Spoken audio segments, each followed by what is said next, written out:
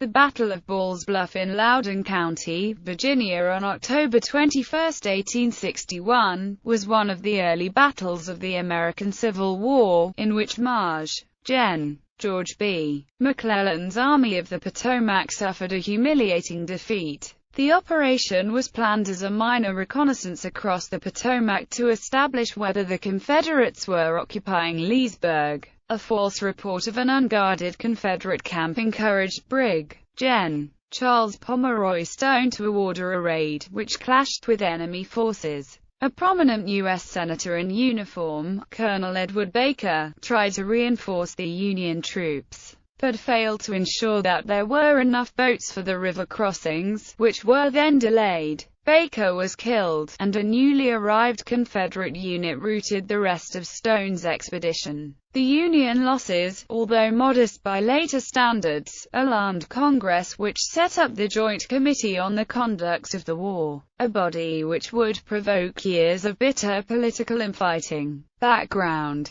3 months after the First Battle of Bull Run, Maj.Gen. George B. McClellan was building up the Army of the Potomac in preparation for an eventual advance into Virginia. On October 19, 1861, McClellan ordered Brig.Gen. George A. McCall to march his division to Dransville, Virginia, 12 miles southeast of Leesburg, in order to discover the purpose of recent Confederate troop movements which indicated that Col. Nathan Shanks Evans might have abandoned Leesburg. Evans had, in fact, left the town on October 1617 but had done so on his own authority. When Confederate Brig.Gen. P.G.T. Beauregard expressed his displeasure at this move, Evans returned. By the evening of October 19, he had taken up a defensive position on the Alexandria to Winchester Turnpike east of town. McClellan came to Dransville to consult with McCall that same evening and ordered McCall to return to his main camp at Langley, Virginia, the following morning. However, McCall requested additional time to complete some mapping of the roads in the area and, as a result, did not actually leave for Langley until the morning of October 21,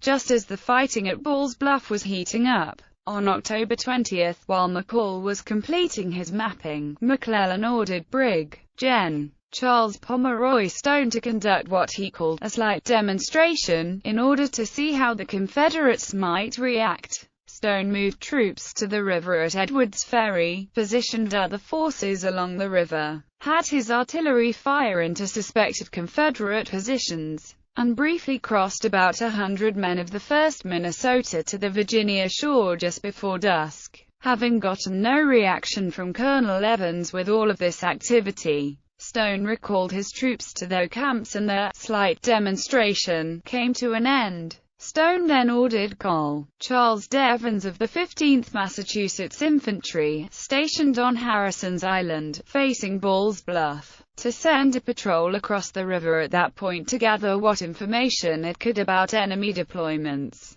Evans sent Captain Chase Philbrick and approximately 20 men to carry out Stone's order, advancing in the dark nearly a mile inland from the bluff. The inexperienced Philbrick mistook a row of trees for the tents of a Confederate camp and, without verifying what he saw, returned and reported the existence of a camp. Stone immediately ordered Evans to cross some 300 men and, as soon as it was light enough to see, attack the camp and, per his orders, return to your present position. This was the genesis of the Battle of Ball's Bluff. Contrary to the long-held traditional interpretation, it did not come from a plan by either McClellan or Stone to take Leesburg. The initial crossing of troops was a small reconnaissance that was followed by what was intended to be a raiding party. To make matters worse, Stone was not advised that McCall and his division had been ordered back to Washington. Battle. On the morning of October 21,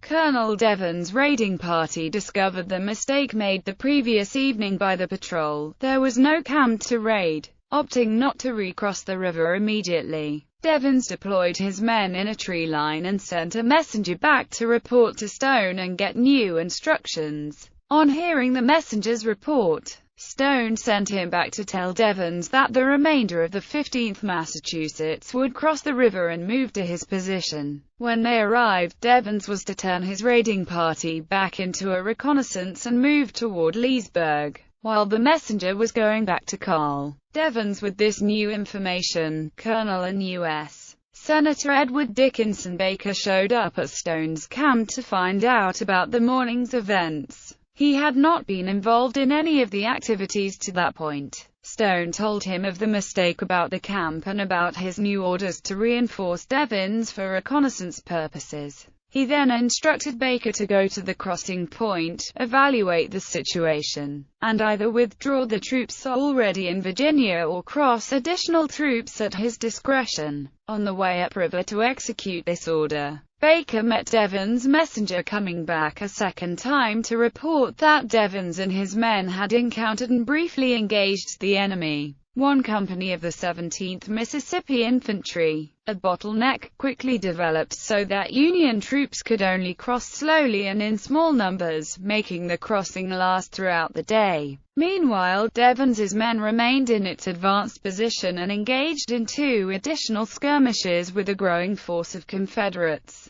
while other Union troops crossed the river but deployed near the bluff and did not advance from there. Devens finally withdrew around 2 p.m., and met Baker, who had finally crossed the river half an hour later. Beginning around 300, the fighting began in earnest and was almost continuous until just after dark. Carl Baker was killed at about 4:30 p.m., and remains the only United States Senator ever killed in battle. Following an abortive attempt to break out of their constricted position around the bluff, the Federals began to recross the river in some disarray. Shortly before dark, a fresh Confederate regiment arrived and formed the core of the climactic assault that finally broke and routed the Union troops. Many of the Union soldiers were driven down the steep slope at the southern end of Ball's Bluff and into the river. Boats attempting to cross back to Harrison Island were soon swamped and capsized. Many Federals, included some of the wounded, were drowned. Bodies floated downriver to Washington and even as far as Mount Vernon in the days following the battle. A total of 223 Federals were killed, 226 were wounded, and 553 were captured on the banks of the Potomac later that night. It is interesting to note that the official records incorrectly state that only 49 Federals were killed at this battle, an error probably resulting from a mistaken reading of the report of the Union burial detail which crossed over the next day under flag of truce. 54 Union dead, of whom only 1 is identified, are buried in Ball's Bluff Battlefield and National Cemetery. The engagement is also known as the Battle of Harrison's Island or the Battle of Leesburg. Aftermath. This Union defeat was relatively minor in comparison to the battles to come in the war, but it had an enormously wide impact in and out of military affairs.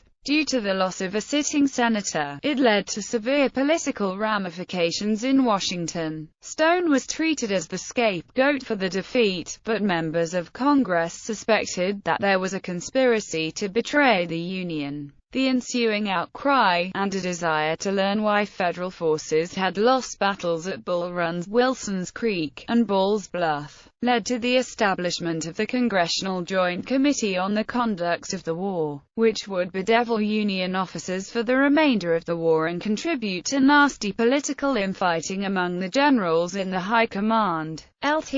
Oliver Wendell Holmes, Jr., of the 20th Massachusetts Volunteer Infantry, survived a nearly fatal wound at Ball's Bluff to become an Associate Justice of the Supreme Court of the United States in 1902. Herman Melville's poem, Ball's Bluff, A Reverie, commemorates the battle. Holmes' great friend and role model, Lt. Henry Livermore Abbott, also survived the battle but did not survive the war. In 1865, Abbott was posthumously promoted to brigadier general. Another outstanding young officer named Edmund Rice, also eventually reached the rank of brigadier general, was awarded the Medal of Honor and was fortunate enough to survive the war by near a half-century. 2nd Lt. John William Grout of the 15th Massachusetts was killed in the battle. His death inspired a poem titled The Vacant Chair. Battlefield preservation. The site of the battle is preserved as the Balls Bluff Battlefield and National Cemetery, which was declared a National Historic Landmark in 1984. The park is maintained by the Northern Virginia Regional Park Authority. The area is considerably overgrown today, though ongoing efforts by volunteers have thinned out the overgrowth and made interpretation of the battlefield much easier. In culture, Bernard Cornwell's Copperhead, the second installment of the Starbuck Chronicles, begins with the Battle of Balls Bluff. The fictional Falconer Legion is placed at the left flank of the Confederate position, and led by Captain Starbuck's K Company,